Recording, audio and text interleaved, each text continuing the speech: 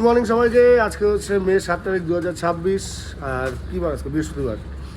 তো গতকালের ব্লগটা দেখলেই আমরা আসছিলাম রাতেরবেলা ডিনার করে ঘুরে ঘুরেছি, আর কিছু ছিল না তো তোমাদের সঙ্গে শেয়ার করার মতো। তবে ঘুম থেকে উঠি 6টার সময়, এখন 7টা বাজছে, ক্লায়েন্টের বাড়িতে কল টাইম 8টা।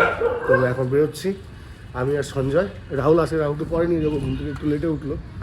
তো চলো আজকের দিনে তোমাদের সঙ্গে শুরু করি, সঙ্গে থাকো, যাই হোক জীবনে হোক যেটাই হোক তোমাদের সঙ্গে শেয়ার করবো। আশা করি তোমাদের সঙ্গে ভালো আছো। এখন আমাদের ক্লায়েন্টের বাড়ি এখান থেকে 3 কিলোমিটার ইসকন রোডে, তো টোটো করেই যাবো। উইদিন 10 মিনিটস 15 মিনিটস লাগবে। তো ওয়েদার খুব ভালো, খুব মানে গরম নেই, হাওয়া চলছে বেশ। সঞ্জয় কিছু বলবা? সবাইকে গুড মর্নিং। আমাদের কাজ আর কিছুক্ষণের মধ্যেই শুরু হবে। One second good morning. সকালবেলা ঘুম থেকে উঠে একটু গ্যাস হয়েছিল, বিরিয়ানি খেয়েছিলাম। তো চলো আজকের দিনটা শুরু করি, কাজ শুরু করি, ব্লগ শুরু করি।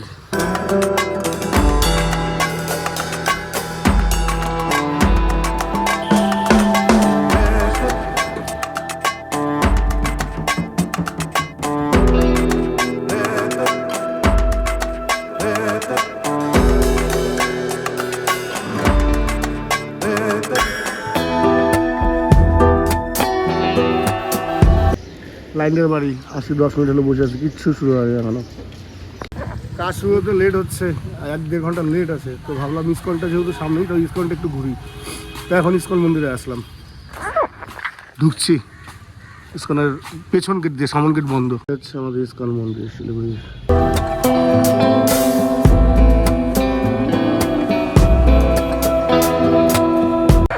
ক্লায়েন্ট এখনো কল করেনি আর আমরা ঘুরে বেড়াচ্ছি ইসকনে।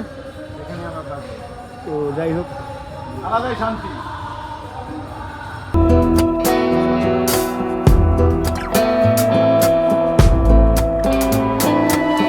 আবার ইসকনে আসলাম জল তুলতে।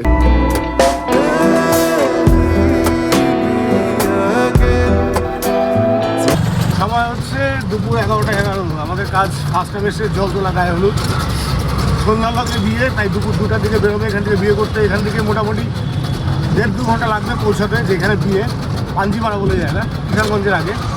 তা আমরা এখন যাচ্ছি স্টুডিওতে, গিয়ে স্নান টান করি, ফ্রেশ হয়ে খাওয়া দাওয়া করি। দুপুর 2টার আগে আবার আসতে হবে এখানে, আর দুপুর 2টার দিকে ও বেরোবে বললো। সকালে আনিয়ে রেখে 1.5 ঘন্টা বসিয়ে রেখেছি, 1.5 ঘন্টা। তাই এবার বলেছি ফোন করলেই আসবো। তো চলো এখন যাই স্টুডিওতে গিয়ে স্নান টান করি আগে।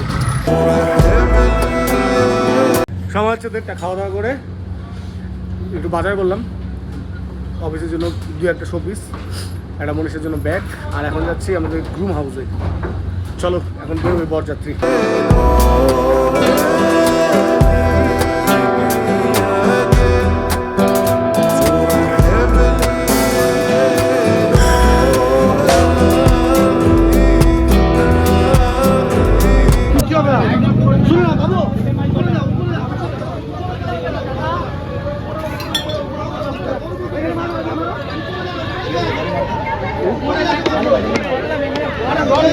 জল জল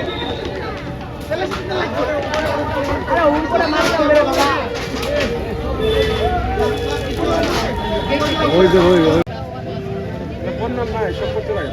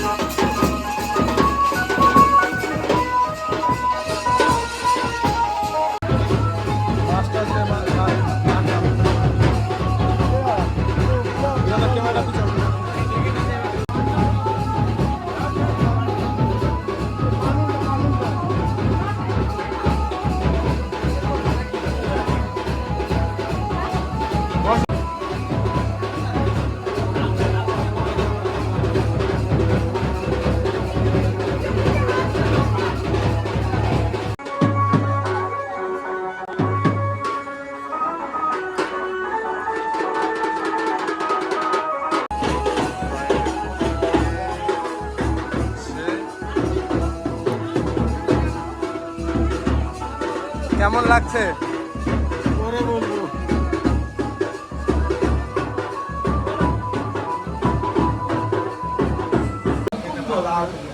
সরকার আলিমান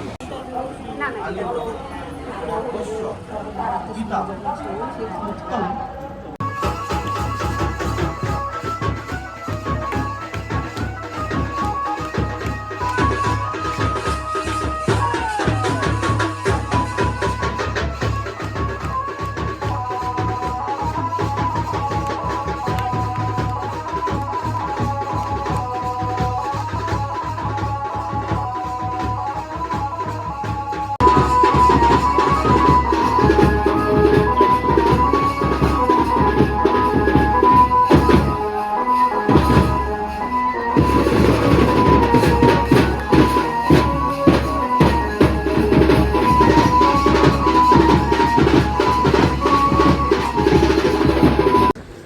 তো সময় হচ্ছে রাত 12:45 আর এখন আমরা আছি পাঞ্জিপাড়া বলে একটা জায়গা, সেটা হচ্ছে শিলিগুড়ি থেকে 2-2.5 ঘন্টা দূরে।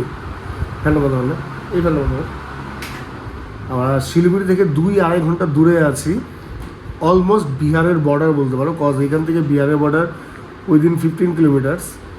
তো ব্যাপারটা হচ্ছে ওই যে লাস্ট বেরোলাম, তারপর থেকে ঠিকঠাকভাবে তোমাদের সাথে কোনো ব্লগ শেয়ার করতে পারিনি, কারণ ব্যস্ত হয়ে পড়েছিলাম। আমরা গ্রুমের বাড়িতে যাই, গ্রুমের বিদায় হয়, আমাদের গাড়ি আসে, আমরা গাড়িতে করে গ্রুমের কয়েকজন ফ্যামিলি মেম্বার্সদের সঙ্গে এসে পৌঁছাই আমাদের ব্রাইট সাইডে।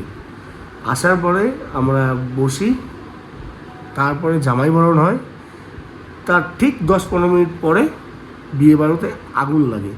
আগুনটা কোথার থেকে লাগে? বাজি ফটকা নিয়ে এসেছিলো, সেগুলো থেকে প্যান্ডেলের তিরপালে পরে আগুন, সরি বাজি, আর সেখান থেকে প্যান্ডেলের মধ্যে আগুনটা লাগে। খুব ভালোই আগুন লেগেছিলো। ঠিক টাইম মতো যদি বাড়ির লোক মানে কোনো স্টেপ না নিত তো ব্যাপারটা অন্য দিকে চলে যেত। যাই হোক, তারপরে যথারীতি সবাই মিলে আগুনটাকে নিয়ন্ত্রণে আনা হয়েছে। তারপরে সন্ধ্যের মধ্যে বিয়ে কমপ্লিট। গোধূলি লগ্নে বিয়ে ছিল, 6টার দিকে বিয়েতে বসে, বিয়ে কমপ্লিট। ক্লায়েন্টকে আগে থেকে বলা ছিল আমাদের থাকার ব্যবস্থা করার জন্য সেপারেটলি। ক্লায়েন্ট আমাদের বলে কুঞ্জের পাশে একটা জলচকি আছে, সেখানে তোমরা থাকো। সেটা কোনোভাবেই পসিবল ছিল না। ক্লায়েন্টকে বলার পরে হোটেল এখানে অ্যারেঞ্জ করার চেষ্টা করলো, বাট হোটেল পেলো না। আমাদের কাজ, খাওয়া দাওয়া সব কিছু রাত 11টায় কমপ্লিট।